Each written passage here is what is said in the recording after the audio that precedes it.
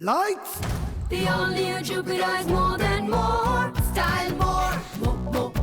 Storage too is even more.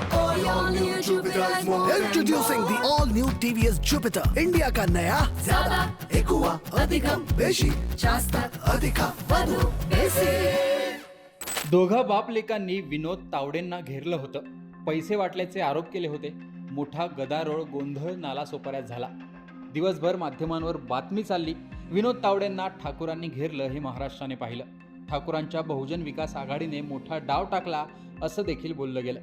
त्यानंतर मतदान झालं. या प्रकरणाचा मोठा फटका भाजपला बसणार अशी चर्चा झाली. अखेर विधानसभा निवडणुकीचा निकाल लागला आणि गेम उलटाच झाला. ज्या हितेंद्र ठाकूर आणि क्षितिज ठाकूर बापलेकाने विनोद तावडेंना घेरलं होतं त्या दोघांचा पराभव निवडणुकीत झाला. वसई मतदारसंघातून 6 वेळा आमदार झालेले हितेंद्र ठाकूर 7व्यांदा मात्र निवडणुकीत हरलेत.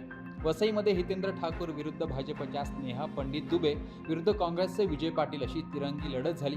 या निवडणुकीत भाजपच्या स्नेहा पंडित दुबे यांना 77,279 मतं मिळाली तर हितेंद्र ठाकूर यांना 74,004 मतं मिळाली तर काँग्रेसच्या विजय पाटील यांना 62,324 मतं मिळाली.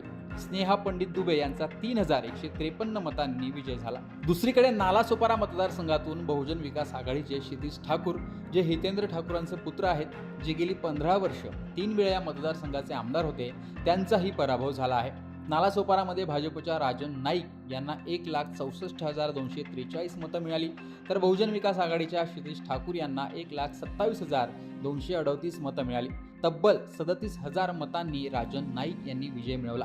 विशेष म्हणजे तावडेंचं कॅशकाण झालं तेव्हा याच राजन नाईक यांचे कपडे फाटेपर्यंत त्यांना मारहाण झाली होती. हितेंद्र ठाकूर यांनी देखील राजन नाईक यांना सर्वांसमोर दमदाटी केली होती. त्याच राजन नाईक यांनी ठाकूरांचा पराभव केल्याने चर्चा रंगली आहे. वसई विरार नालासोपारा हा भाग ठाकूरांचा बालेकिल्ला मानला जातो. विधानसभा महानगरपालिका निवडणुकीमध्ये ठाकूर यांनाच इथे यश मिळत आलंय.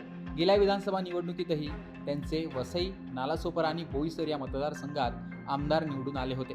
यावेळी मात्र तिन्ही मतदारसंघात बवियाचा पराभव झाला आहे. बोईसरमध्ये शिवसेना शिंदेचे उमेदवार विलास तरे यांनी राजेश पाटील यांचा पराभव केला. त्यामुळे बवियाचा आकडा 3 वरून 0 वर आला आहे.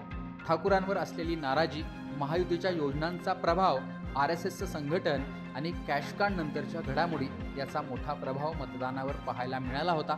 त्यातूनच हा निकाल लागल्याची चर्चा आहे. आणि ज्यांनी विनोद तावडे यांना घेरलं, ज्यांनी भाजपला घेरण्याचा प्रयत्न केला आणि ज्यांनी भाजपच्या उमेदवारालाच मारहाण केली, त्यांचा सुपडा साफ एक प्रकारे मतदारांनी या निवडणुकीत केल्याचं पाहायला मिळतं. नालासोपारा, बोईसर आणि वसईमध्ये लागलेला हा निकाल याविषयी तुमचं मत कमेंट बॉक्समध्ये सांगा. महाराष्ट्रात भाजप महायुतीला आलेलं यश याविषयी देखील तुमचं मत सांगा. लोकमतचं YouTube चॅनल सबस्क्राईब केलं नसेल तर आठवणीने सबस्क्राईब देखील करा.